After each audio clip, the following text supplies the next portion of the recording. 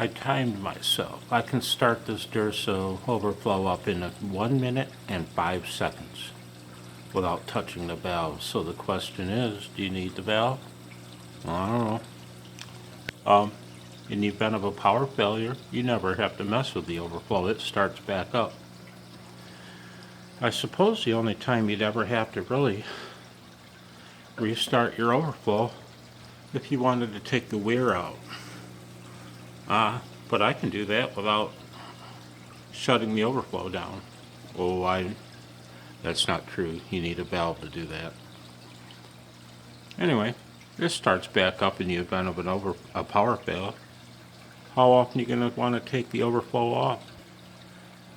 You could probably get by without a valve. 1 minute and 5 seconds to start it up. How often? Not very.